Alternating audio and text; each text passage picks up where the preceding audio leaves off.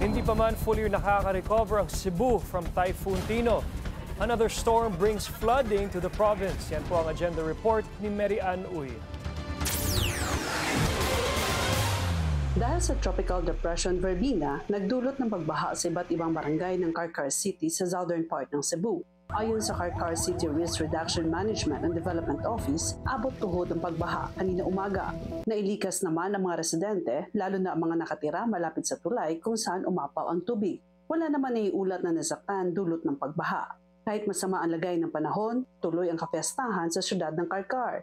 Sa kanyang Pontifical Mass, binanggit ni Archbishop Alberto Uy na kahit may kalamidad, di dapat kalimutan ang mananampalataya at magpasalamat.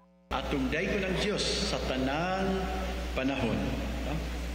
Dunay nindot kayo nga panultihon nga nagaingon, you are safer in the middle of a storm with God than anywhere else without Him. Sa munisipyo naman ng Dumanhog, gumamit ng bangka ang ilang residente para makatawid dahil lubog sa baha ang ilang kalsada. Sa Barili naman, nagkaroon ng landslide sa barangay Kandugay. Sa mga biktima ng lindol at bagyo sa Cebu, tiniyak muli ng DSWD na tuloy-tuloy ang tulong na ibibigay ng pamahalaan kahit magpapasko at hanggat nariyan ang mga biktima ng kalamidad sa evacuation centers.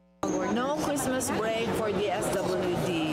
As long as there are families in the evacuation centers, families in need of our interventions, walay break on DSWD. In fact, tuloy-tuloy ta sa Talisay, sa Liluan, all the other areas affected by Tino.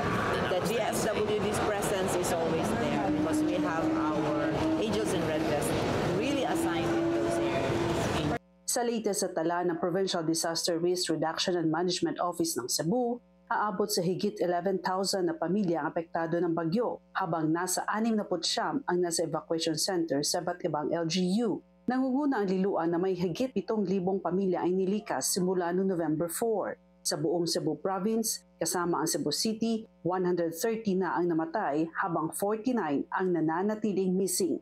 Pinakamaraming namatay dulot ng bagyong Tino ay nagmula sa Compostela. Para sa agenda, Mary Ann Uy, Billionaire News Channel, Cebu.